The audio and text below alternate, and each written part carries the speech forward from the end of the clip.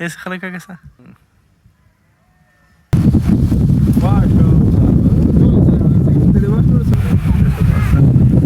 سنة ده هيك إذا فادي مصطفى يا سلام ان شاء الله تغنى لا ده إن شاء الله برواني ده اوس خوراک وشو د دغه شنډې دا ځخه نه خوږي دا یو ځای استوای پوه یاره الحمدلله اوس خو ډېره ښه ده خو لکه مطلب دا 3 کاله کېږي چې دا شی لګېدلی و تاسې په نظر د الله په نظره باندې بس روبه دا شی ختم شو تکلیف وته سو تکلیف ولا زیات و ورته بدرکه زیات و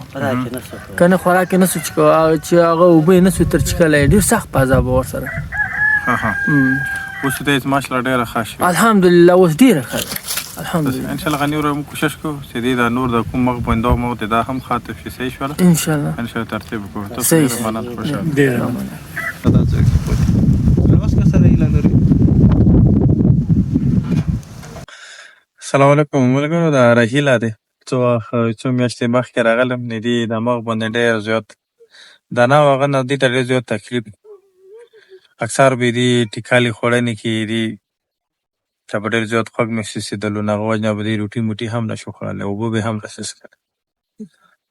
دا دانه لشمي نه وه دا بیا مونږ اسپتال ته بوتله پېشاور ته چونکې دغو خلکو ته هلته تګ راتګ مسله وه او دلته کوم انجکشن یې هغه په نه سرکاري اسپتالونو کې نه په پرایویټ کې به بیا دې دپاره سپیشل مثل آباد ته ولاړو هغه نه مو ته انجکشن یې راوړل ټولو هغو ملګرو ډېر شکریات وکړم چې هغه دو کې علاج کې دي په انجکشنو کې مونږ سره تعاون دا رقم مریضان مونږ سره اوس څو نور هم دي تاسو به هغه پکچر یې هم وګورو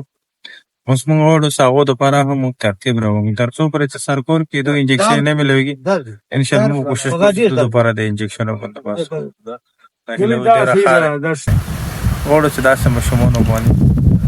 مونږ د خپل نظر وساتو او داسې ماشومان وګورو داسې ماشومان مو په کور